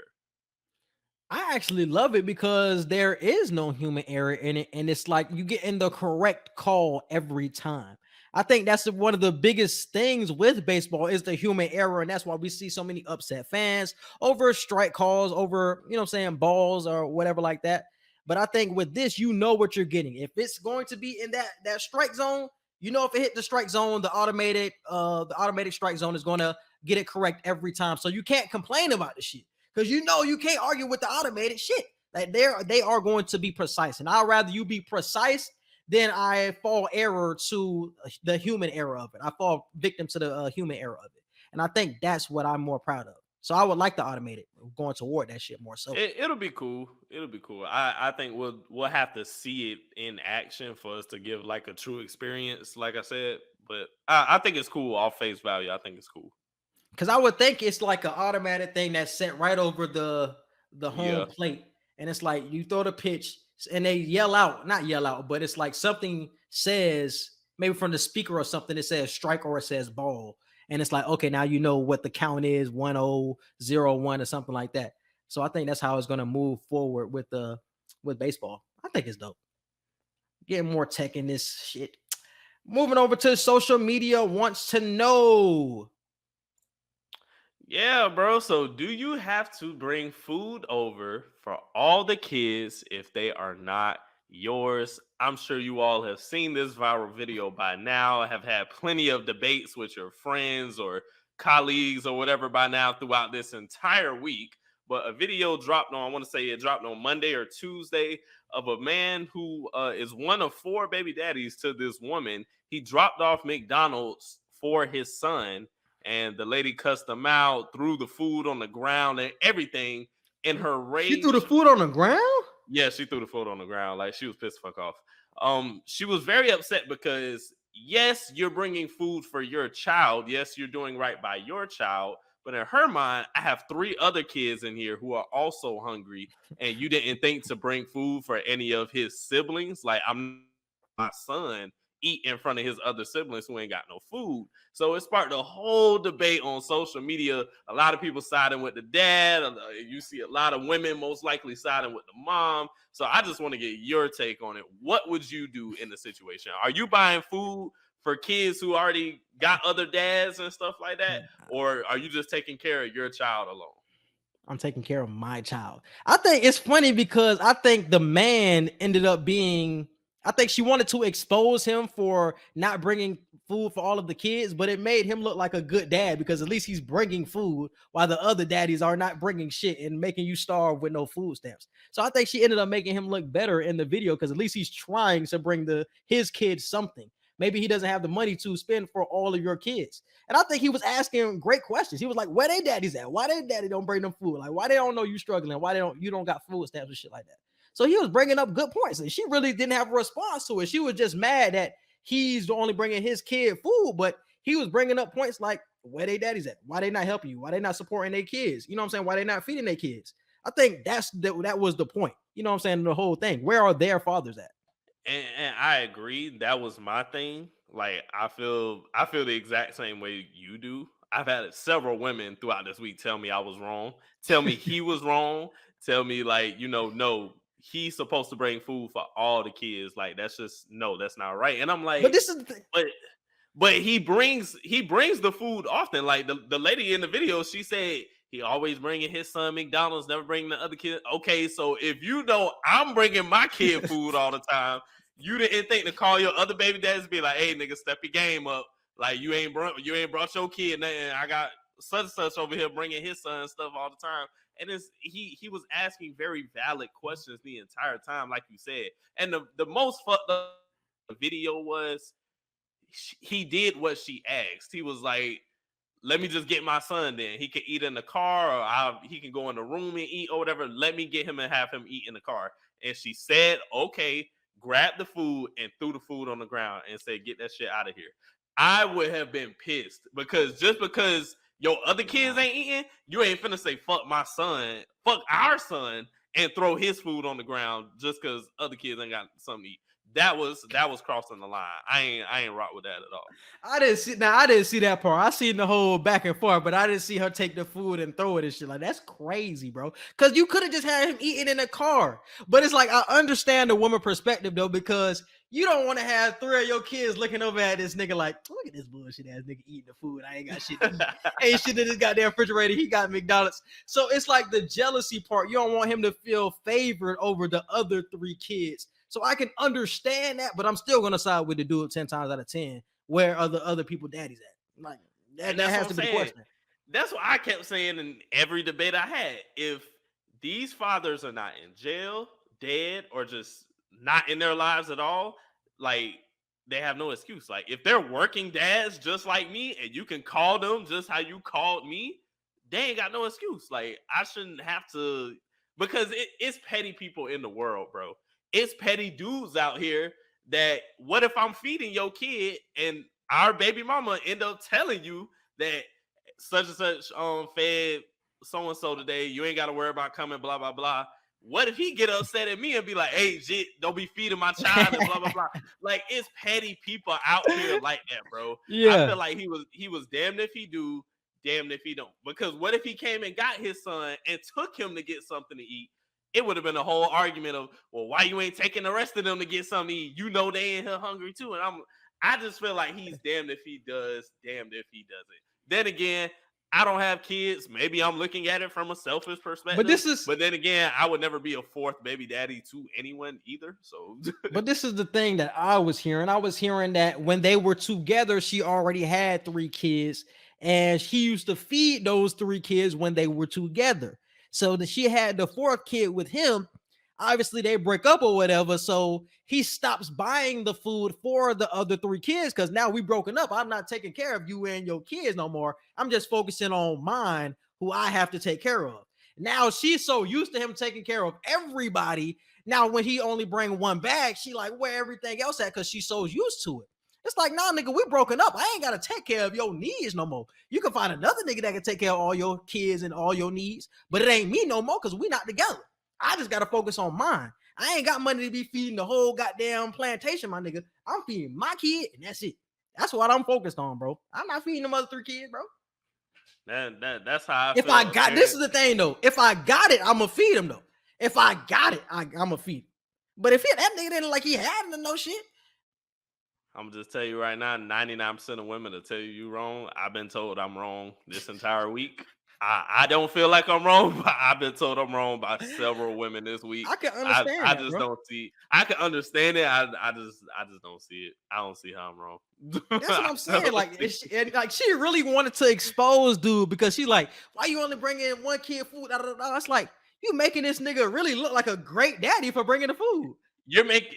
Everybody is jumping on the dad that is genuinely trying to bring his son food while the other 3 baby daddies are not doing anything and sitting back laughing at the video. Like, come on, bro. The 3 niggas who ain't doing nothing are not the ones getting cussed out, but the one who is trying to do something is the one getting cussed out. Just make it make sense. That's all I'm trying to say. Yeah, bro. But like I said, I understand the perspective from the family perspective because, like I said, you don't want the 1 kid to feel favored, and you don't want the other 3 kids to feel like, oh, you like him more, or he gets way more attention, or he gets fed more than us. You don't want them to have that type of jealousy. How are you not getting favored? How are you getting favored? You're not my children. Like, I don't get it. No, I'm talking about from the mom's perspective. I'm saying from the mom's perspective, that's why I said from the family perspective, you like you get it because the 1 kid will look favored over the other 3 if you're the mom. It's like this nigga getting fed and y'all not. Y'all gotta eat whatever in the fridge. But that ain't, as the mother, that ain't me. That's his father. Like, y'all daddies are not doing what his father is doing. Like, but you can't say that though, bro. These niggas are jits. But you can't say that. But I'm just saying, it's like, come on, bro. How are you getting favored and y'all don't have? You know what? Let me shut up because these women finna be on my head again. Let me just shut up. Bro, like I said, bro, I don't have kids and I'm not a 4th baby daddy, so I'm not in this situation. I'll never be in this situation specifically. But yeah. I don't have kids yet. Maybe I'll look at it in a whole different way then. So I don't know. Bro, I seen one meme, bro. It's the meme where my bro was eating like a hamburger or something. He was crying while eating the hamburger. He was like, this how the little nigga was when he was eating his McDonald's. Them niggas is probably getting on his head for getting McDonald's, bro. That shit was killing me, you bro. You seen the video where somebody was like, this how I'm gonna feed this how I'm gonna feed my kid while my other baby mama kid sitting over there starving, and he had the Pop-Tarts, and he was like, yeah. I seen that shit, bro. It was another video, bro. It was a TikTok. This one was. It was like a girl with her family on the inside. They panned the camera. It was a nigga and his son on the outside dancing with McDonald's on his hand. That shit was hilarious, bro. Oh my god, that shit was hilarious. Somebody said somebody else had made some tweet about bringing their kid a PS5 in front of all their siblings. And somebody quoted and said, make sure you only got 1 controller too. I was like, y'all ruthless, bro. No cap. Oh, that shit was killing me, bro. That shit was killing me, bro. Oh my goodness.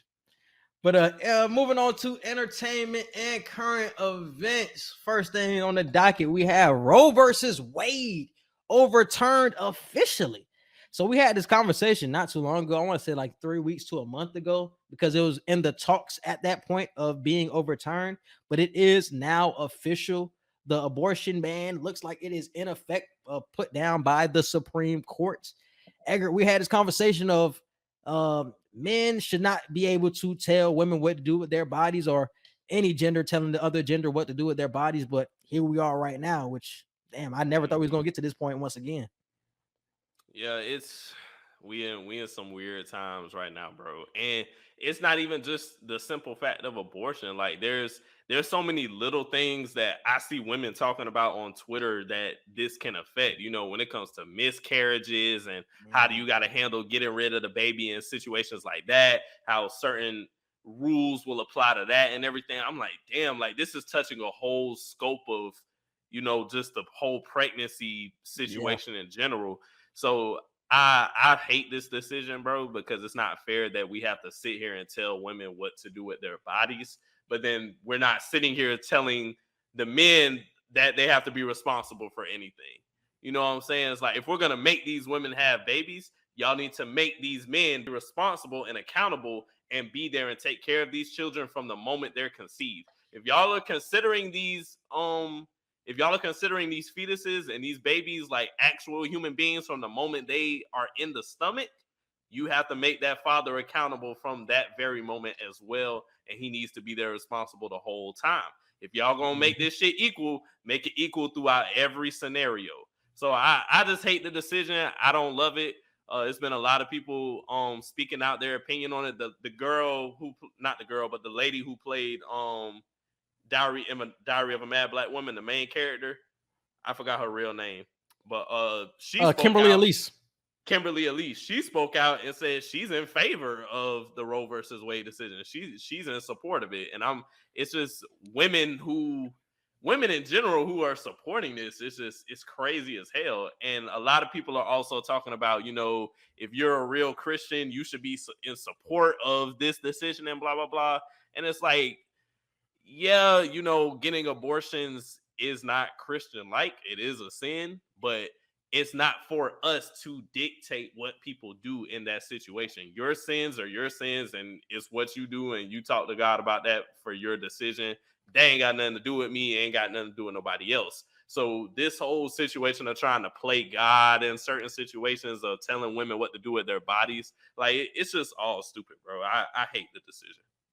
And it's crazy the effects that are coming from it. I just read something earlier today that said the men are having way more vasectomies scheduled now because they don't even want to put women in the position to get pregnant. So it felt like women were getting blamed for a lot of what was happening with this overturning. But I feel like men are stepping up. At least some men are stepping up to say, no, we're not even going to put women in that position anymore with vasectomies. I'm hearing that they're going to sell less Plan Bs now. They're going to sell less of those type of, contraceptives. So you don't get, you can't be able to get rid of the baby. Like, you have to have it. And in certain states, they're going to start ramping that up pretty soon. So we're just looking at the effects. There is happening pretty quickly, bro. And I don't think it's happening in every state. But it's like, I think it's going to start happening gradually toward every state. And it said some states can actually start to ban abortions. Like, abortions are banned completely, like in every state, but they're going to get less and less. But they said some states can start to ban abortions and Planned Parenthood and all that. And it's a few states already that are, they already signed and said, yep, we're going with it. Florida is not one of those states yet, but Florida ain't gonna surprise me with DeSantis and I can see it happening with Florida. So don't be surprised, y'all, if we become one of those states in the near future. But yeah, bro, it's scary. We in some weird times right now. Any woman out there that gets pregnant, whether willingly or unwillingly, I apologize to y'all. Y'all should not have to deal with this headache. But this is the thing, bro. Like, with so much shit going on in America, bro, like, why is Planned Parenthood and abortion on the minds of the Supreme Court when we got mass shootings every week, gun laws that need to be reformed? Why is Planned Parenthood and abortions on people's mind? Like, that's what we have to question more so than anything, bro. Like, why is this at the forefront of what needs to be changed when this isn't the biggest issue, not even close to being the biggest issue in America, and so much bullshit can come from it? Because we already complain so much of, like, people not being able to take care of their kids. And that's why abortion or adoption is an option. So we're going to see more adoption, and we're going to see more people not be able to take care of their kids because this law is in effect. They have to have kids when they're not financially responsible or ready to have it. So now we're putting kids in positions where they have to grow up in, like, poverty-driven neighborhoods when they weren't even supposed to be here for real. Like, their parents didn't even want them here. So you're leading them into more poverty because you're putting these women in positions where they're not ready to have them, bro. Literally not ready. But you're forcing them to have it, or you're forcing them to give it away up for adoption. The whole argument and statement of pro-life and this, that, and the third, blah, blah, blah. If y'all are so pro-life, worry about the kids and the people who are already here.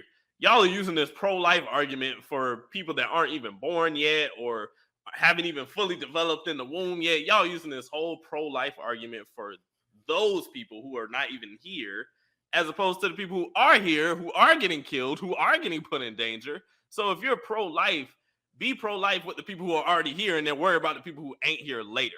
Like, you could put this whole, abortion thing on the back burner and deal with the gun laws and deal with the mass shootings and the murderers and the murderings that we're getting day in and day out here. That's my personal opinion. I think it's also fact, but it's like we gotta try as much as we can to generate change in the society we living in now. And it's another thing of population control. And I don't want to necessarily get on a Dr. Umar soapbox, but we all see on Twitter, we all see on social media, and we hear people talk about, the prolonging of white life. And I'm just go ahead and say it because, Netflix got the documentary Our Father.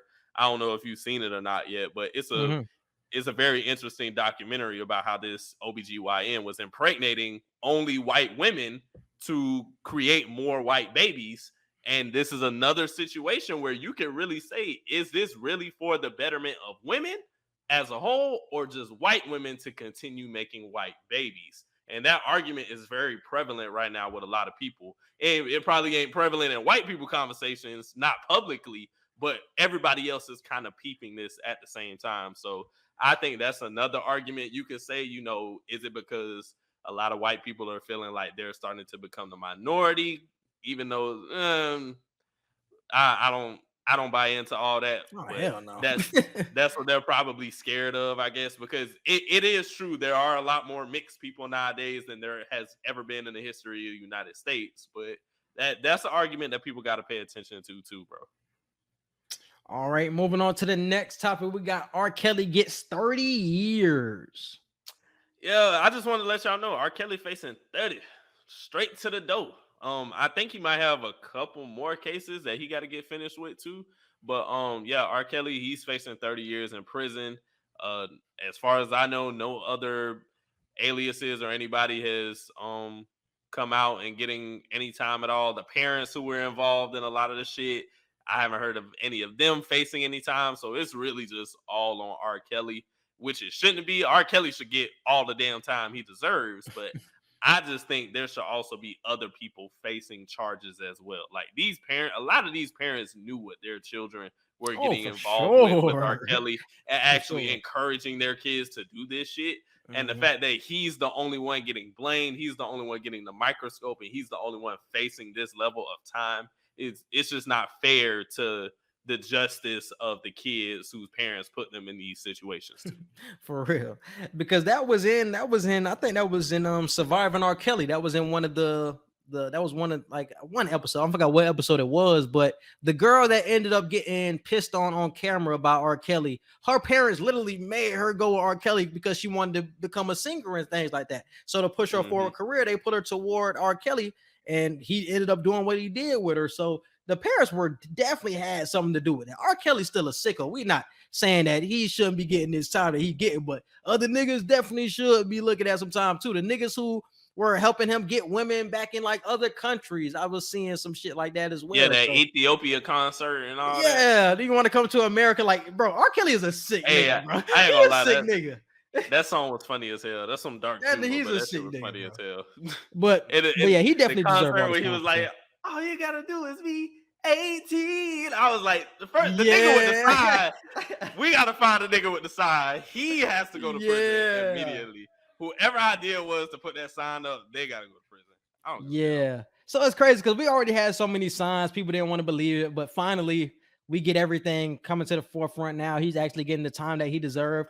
It's crazy that it just takes so long for shit like this to happen because he's been doing this shit since like the 80s or the 90s now. So it's like, damn, like in 2022, he finally gets the time that he really deserves. Just like Bill Cosby, like 60. Yeah, like just with Bill Cosby, you heard rumors for so long. Niggas didn't want to believe it because it's Bill Cosby. And he was really guilty of the shit. And then like when he's 60 or 70 years old, he finally gets the jail time. It's like, we need to start listening to these people when they accuse these celebrities, you know what I'm saying, in the moment, and start looking into these cases and not waiting because the celebrity has the status that he has. So we don't want to believe it. Like, nah. Trey Songz is going to be next on this list. Trey I Songz about should to be on this say bitch for sure. that's the person that, hey, if you're gonna get them now. Don't wait till 30 years later when Trey Songz 50 and it don't even really matter no more. You know what I'm saying? Yeah. When Keke Palmer came out and said what she said, that was enough fuel for the fire right there. And then situation on situation kept building. So Trey Songz might be another one of them people that we look at in the next 5 to 10 years. It's like, oh, you got this case, this case, this case, this case, when we've been hearing about it for like the past 3 years already. So that's what I'm saying, bro. We letting this shit go on because of the status of the celebrity. Trey Songz is Trey Songz, so we letting it ride. So many people are sweeping what these women are saying under the rug. And even one of the Gonzalez twins ended up saying that he raped her. I'm just like, why is nobody seeing what these women are accusing this man of? We just sweeping it under the rug, and it's like, all right, it's gonna be the same type of situation that but even not even those people, it was other people on like the No Jumper podcast talking about Trey Songz. Like he was like he making them feel uncomfortable. It was coercion and all this other shit. So it's like Trey Songz is one of them niggas who's gonna be next, bro. I truly. Do you think R. Kelly is really gonna sit for a whole 30 years, or you think he gonna get out early? Bill Cosby out. So. That's what I'm saying. And I felt like I seen something earlier that said he's gonna do some sexual therapy class. If I'm not mistaken, he's going to do something, sexual therapy class, I think. So I think if he passes the course, he possibly gets out sooner. I think he sits in there for a few years, but I don't think he'd do 30. I really don't. Because Bill Cosby was getting not framed, but he was getting stuff from 70s, 80s, 90s, 2000. Like, he was getting charged for decades worth of stuff, and he was able to get out. I don't know if it's because he old as hell and finna be dead in a few more years, or if it's just because like he was really able to get out based off of whatever program he was in. But if Bill Cosby was able to get out facing like 4 different decades of supposedly like raping and drugging these women, I'm pretty sure R. Kelly gonna get out earlier than 30 years. All right, moving on to the next one. We got Miles Bridges turns himself in. Yeah, so Miles Bridges turned himself in. He's out now. It's amazing what money will do in whatever situation you're in. But he's facing felony domestic abuse to his wife. She put on social media all the bruises and scratches and whatnot that she had on her face. She had stitches on her ear, I think. There's even a video of her son, I think, talking to his grandmother on the phone on FaceTime or something, explaining how he heard and saw the altercation between his mother and his father. So Miles Bridges is in a real fucked up situation right now, y'all. I think he's going to actually face prison time. Quincy feels otherwise. Yeah, I don't think he's going to prison, bro. Because it's the same thing that we've seen with so many other situations. Because he has money, bro.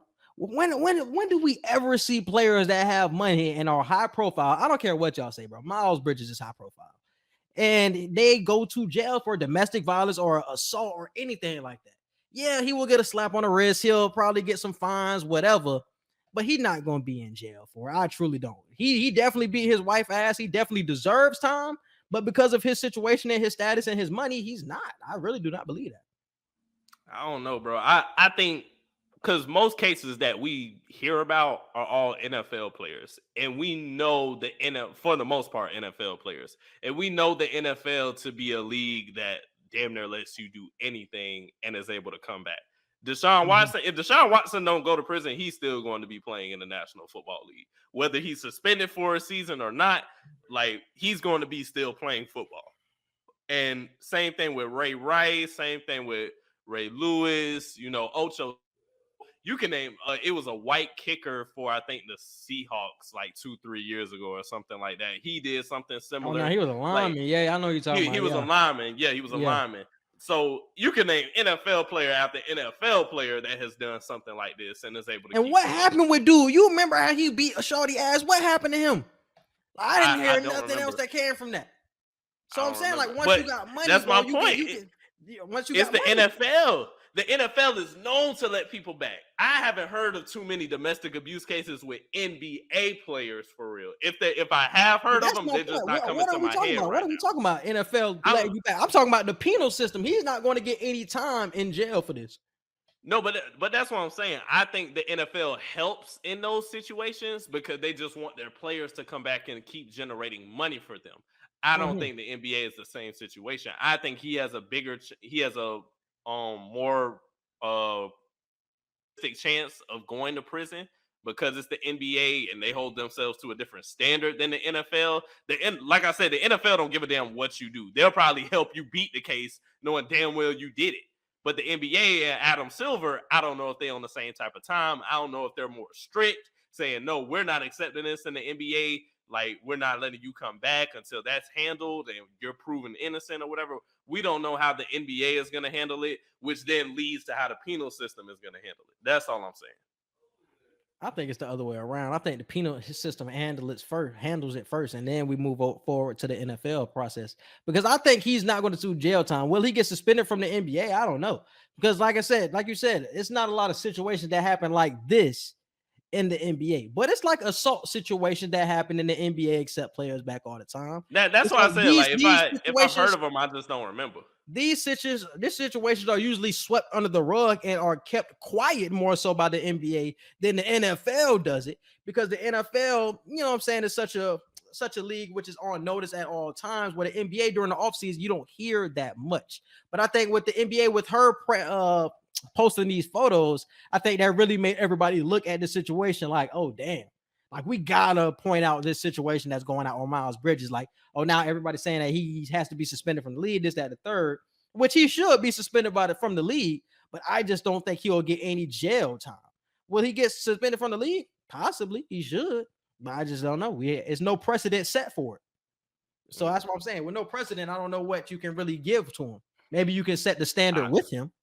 That's what I'm saying. I don't know. I think the NFL, they're a league known to take back anybody. You can kill somebody, beat the hell out of somebody. The NFL will take you back, open arms. Ray Lewis killed the nigga, bro, and it was back in the league next week.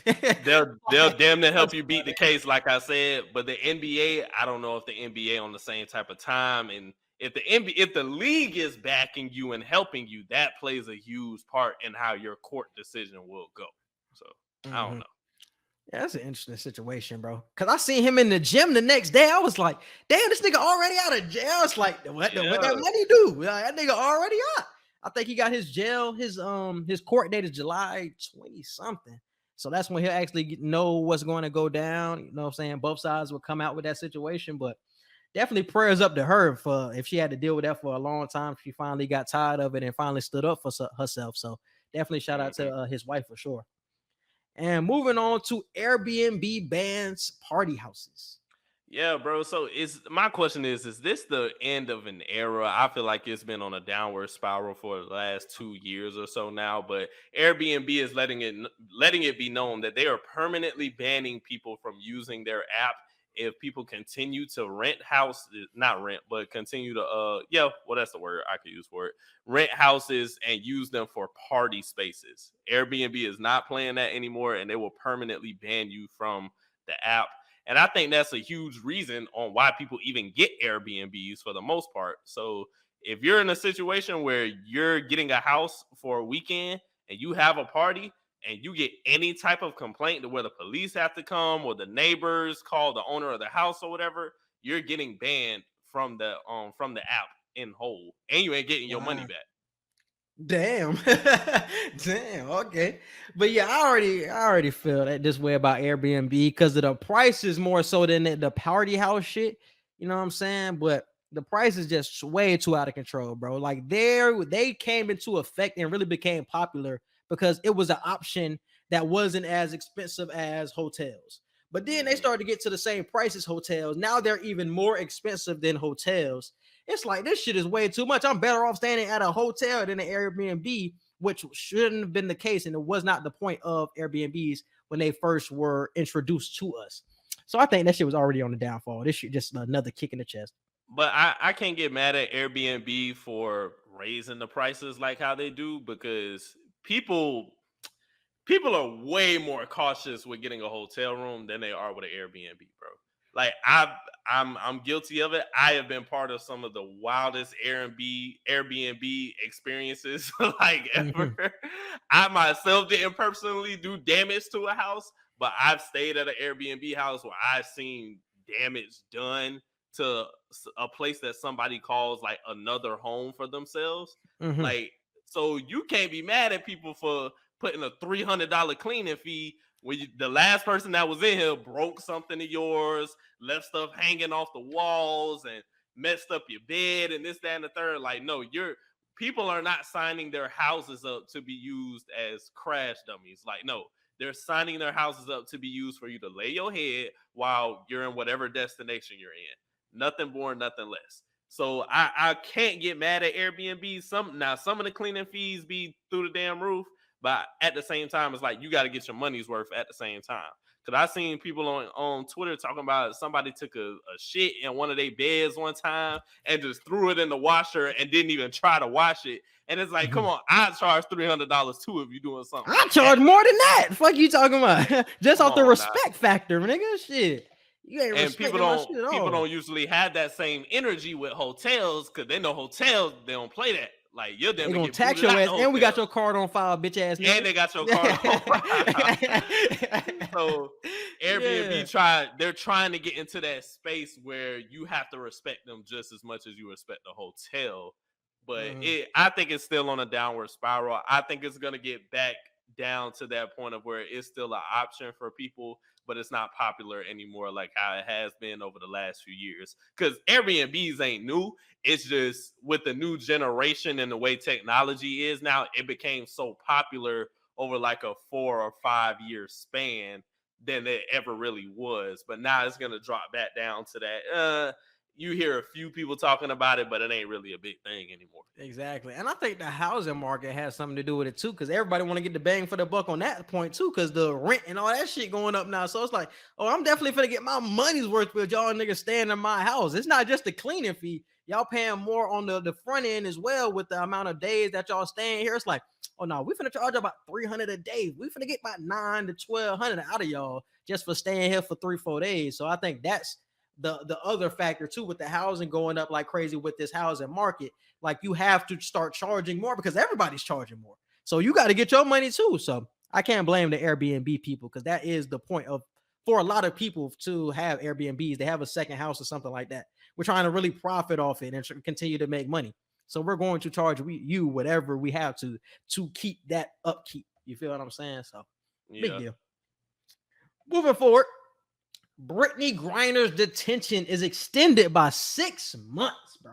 Like, at this point, I'm starting to get worried for Brittney. I was already worried for Brittney, but it's like, damn, when is she really going to get back to the States if we keep hearing this shit? She facing 10 years. They said she facing 10 years in Russian prison over there. Nigga, for some THC? She ain't got sentenced yet, but she's facing that in court right now. She facing 10 years. Like, what is the conversation going down over there where she has to get 10 years for some THC, bro? I don't know, bro. I'm still not understanding the full process if she looking at 10 years and they extending the months. Like, why is she not back, though? I don't agree with what's happening, but I can't sit here and say she's a hostage either, because at the end of the day, bro, I think it's stupid as hell. I don't think you should be facing this much time for weed, no matter where the hell you are in the world. But if that's the rules of the country that you are in, that you are not allowed to bring this type of contraband over into this country, you cannot purposely do that, get caught, and think you just finna get out of this shit like you probably would in America. You know what I'm saying? You in a whole different country, cross the water. You ain't, and it sucks to say this, but you're not no high-profile individual. Like, if this was Steph Curry or somebody like that, America would probably be up in arms trying to get that baby face back over there. But you're Brittney Griner. You're somebody who a lot of people did not know about until this situation happened. So I can't even say you're a hostage because you did something that broke the law in Russia. So you can't expect the U.S. to save you. And the U.S. and Russia ain't even on the same accord right now. They don't even want to talk to each other for real right now. So you're in a country that we're beefing with at the wrong time. At the wrong time, bro. It just take one bad decision, bro. And now look, you keep getting your court dates pushed back, and you facing 10 years on top of that for something as small as weed, bro. Like, it's a messed up situation, but she found herself in it, which is the sad part.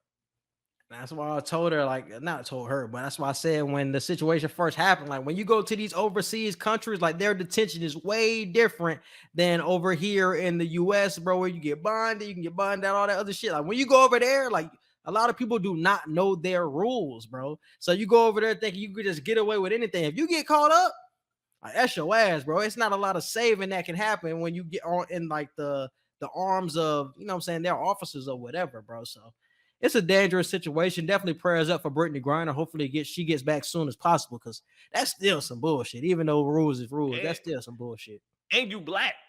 Being black don't usually help you wherever you go, unless you're dealing with other black people. So you in Russia, I don't even know how Russia feel about black people, but hey, you in a predominantly white area with way stricter rules than the white people you used to. So you just gotta be ready to bite that bullet. The Soviets hate blacks. I don't know.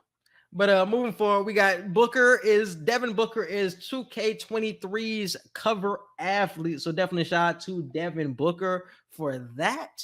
Do you think somebody else should have been the cover of 2K23? I really was not even worried about this with all this free agency news. And usually the cover announcement hits a lot harder, but this year it was kind of like okay, and I just kept scrolling. I think we're usually more captivated. I think they announced it just at the wrong time. They should have waited. It was literally the day KD, KD. That's what I'm saying. Yeah. You do it the day KD announced he wants a trade. Like, nobody gives a fuck about the 2K cover right now. Like, y'all should have waited like 2 weeks. 2 weeks into July before y'all announced that. So y'all would have had a lot more press for that.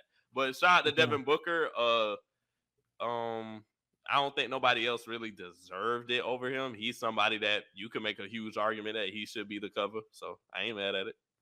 I would have liked to see Steph again, honestly, bro. Steph get his GOAT cover. Because are there still two sides to it? It's like a GOAT edition or a legendary edition, and it's a regular edition? I don't know about the GOAT edition. I know they do like a legendary edition. Yeah, so the legendary edition should definitely be. He'll probably be on the legendary edition. I was hearing it was going to be Brian Kobe again because the number 23. Ooh, yeah. I ain't gonna lie, you got to do that. I ain't gonna lie, that's tough. That's tough. Yeah, that's definitely tough. But moving on. We got Past the Ox, man. What you got for song of the week?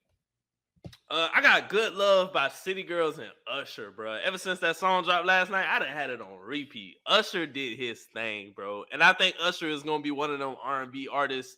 That boy can be by 60 and he could still hop on a up-to-date track and still be relevant. So shout out to the City Girls. They slid on there. Shout out to Usher. Good Love. I've been listening to a lot of good goddamn music this week, man. I went back and listened to that 21 Savage and Metro Boomin. That Said and Done. Yeah. Slide, bro. That Said and Done slide. That Said and Done slide.